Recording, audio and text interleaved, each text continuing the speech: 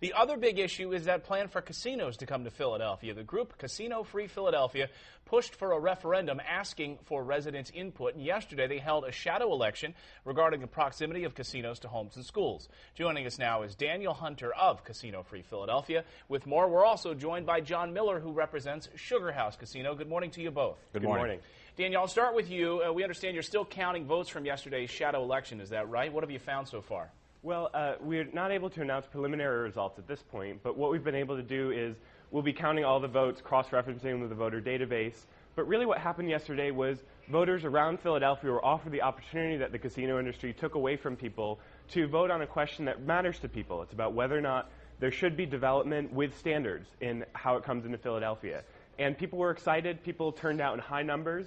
This was the first time there was a citizens' election in Philadelphia, and we were just amazed with the response. People came out.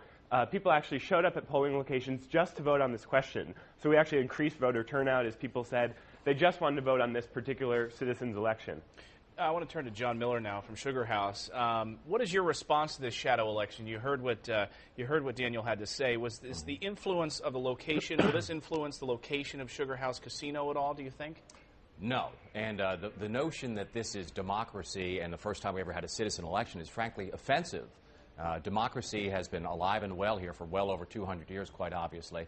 And they had their ballot boxes at about 3% of polling places. Clearly, they cherry-picked the ones where they thought they would do well. There was about 300,000 votes cast yesterday.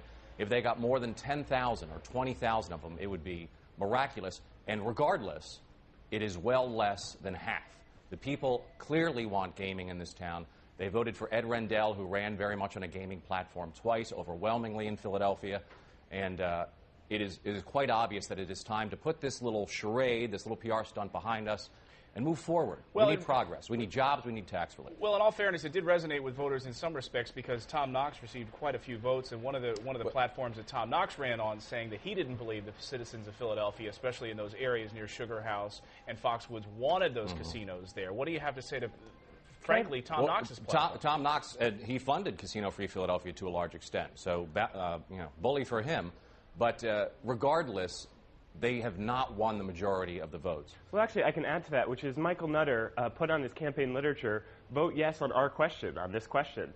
And so he was actively campaigning also for this issue. And Michael Nutter's come out and said that he personally doesn't believe that casinos should come to Philadelphia.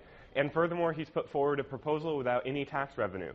So what we saw actually was every mayoral candidate, major mayoral candidate, came out and voted in Philly's ballot box.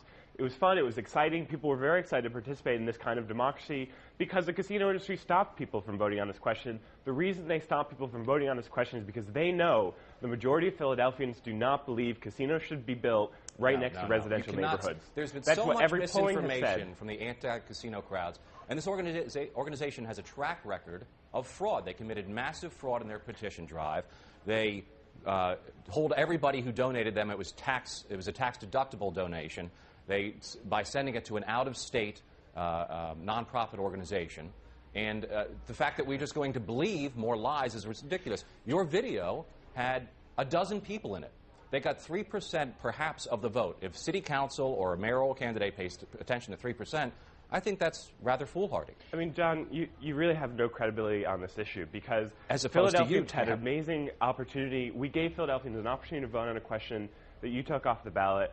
Mayor Nutter has already supported this question. He said yes on number one. It's really been an amazing response from Philadelphians. And, you know, I would be, if I were in your shoes, I would be wanting to discredit the opportunity, what's happened yesterday, because it was a phenomenal response from Philadelphians. Everywhere we went, we were wanted. Daniel? There wasn't a single incident of negative reporting during the entire day. And I think, you know, Philadelphians do believe that they have a right to vote on questions relating to neighborhood development. Daniel, I want to bring in Foxwoods on this a little bit because representatives from Foxwoods declined our invitation to come on, but they did issue a statement, and we'll read it in part here on the screen. Foxwoods Casino Philadelphia certainly respects the rights of citizens to voice their opinions, but we believe this shadow election is shadowy at best. What do you say to that? Well, you know, one of the reasons we brought independent election monitors into the election was because we wanted to make sure that charges like that didn't stick. We set up an amazing election, and it's actually one of the cleanest elections in Philadelphia history. Independent election monitors were there. We invited reporters to watch it. When will we see these numbers? When will we see the numbers from this? We're expecting that we'll probably see numbers around Friday because, we're a volunteer operation, and so it takes time to actually count every ballot, cross-reference it with the voter database, and then give everyone an opportunity to make sure that, there's no ballot stuffing, so on and so forth. We're also live broadcasting it on our website so that people can actually watch the counting. John, one of the big concerns, and critics say that you're going to be having slot tables here, and whether or not you'll actually have the larger gaming tables can bring a bit of riffraff to these areas. What do you say to those people who are concerned that when you build these casinos in their neighborhoods, that it's not going to be good? Well, first off, the neighborhoods are not, despite what Casino Free Philadelphia would have you believe, the neighborhoods are not overwhelmingly opposed by any stretch. I was in the home of Tim Breslin, who lives a couple of hundred feet from the doors of SugarHouse, where it will go. He's a plumber. He's excited about it. He lives there in a beautiful home with his wife and 3 kids. And he wants work.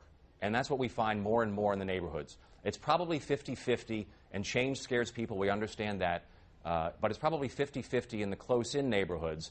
And it's been whipped up by some folks who are running for council, all of whom lost. All of the anti-casino candidates lost. They got perhaps 3% of the vote yesterday. And it's time to stop allowing the tail to wag the dog. It's time for progress. It's time to move Philadelphia forward. Philadelphia needs the revenues. Philadelphia needs the money for cops, for schools, etc. Philadelphians need the jobs. They need the tax relief. And Daniel, 10 seconds. I'll give you the last word. Well, we offered Philadelphians an opportunity to vote on a question. We're going to see the results, and it'll be a political mandate about whether or not people believe casinos should come with reasonable development, whether they should be 100 feet from people's homes when they increase crime and have 6 liquor licenses. We're going to find out, and that'll be the political mandate of the people. Daniel Hunter, Casino Free Philadelphia, and John Miller of SugarHouse, thank you both for coming in. Thank you very much.